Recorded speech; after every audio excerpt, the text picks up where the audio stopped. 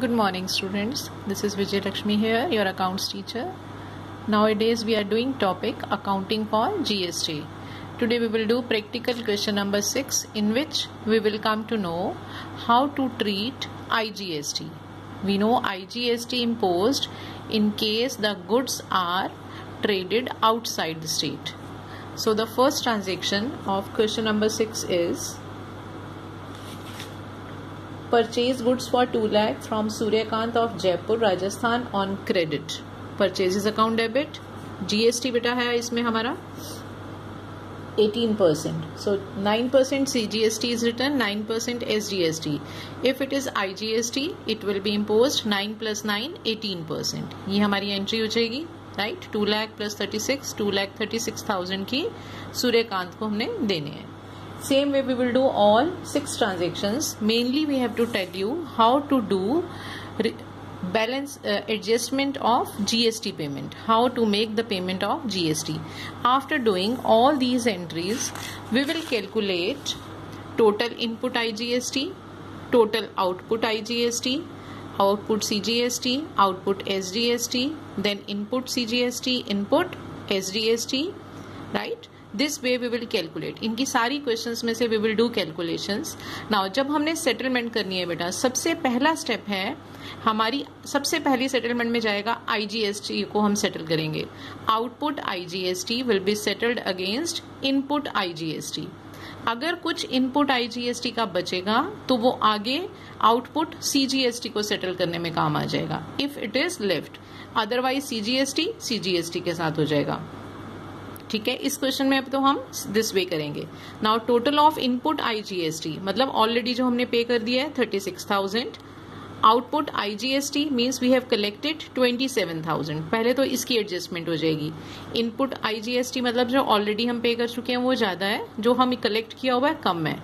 तो ये हमारे पास अभी एसेट है जो ऑलरेडी हम पे कर चुके हैं, उससे कम हमने कलेक्ट किया है. सबसे पहले तो हमारी ये एंट्री हो जाएगी 27,000 की. Output IGST account debit to input IGST, it will be 27,000. इसके बाद बेटा हम इसको करेंगे कलेक्ट. नेक्स्ट करेंगे हम CGST को. इनपुट CGST है हमारा 7,200 एंड आउटपुट CGST है 22,500. मीन्स हमने कलेक्ट ज्यादा कर लिया है, सेल ज्यादा हो गई है, लेकिन हमने पेमेंट अभी कम की है, तो लाइबिलिटी है हमारे ऊपर. तो पहले तो ये वाला सेटल करेंगे 7,200 और उसके बाद जो हमारा IGST का बचा हुआ 9,000 we can use that also in it, right. तो output CGST 22,500 minus input IGST को एडजस्ट कर देंगे 9,000. अभी भी 13,500 बचा हुआ है, माइनस इनपुट CGST 7,200, अभी भी बचा हुआ है 6,300. तो 6,300 जो लाइबिलिटी है it will be paid in cash. इसकी एंट्री हो जाएगी बेटा, देखिए. Output CGST account debit for 22,500 to input IGST जो 9,000 बचा हुआ था उसे एडजस्ट करिए, to input CGST 7,200. Still 63 is left. 6,300 will be paid in cash to bank account 6,300. अब लास्ट में हमारा रह गया SGST की सेटलमेंट.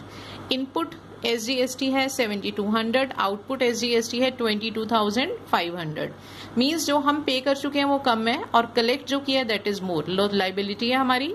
सो रिमेनिंग अमाउंट जो बैलेंस है आउटपुट SGST को इनपुट SGST से एडजस्ट करेंगे, जो रिमेनिंग बच जाएगा that will be paid in cash. तो ये लास्ट एंट्री हो जाएगी.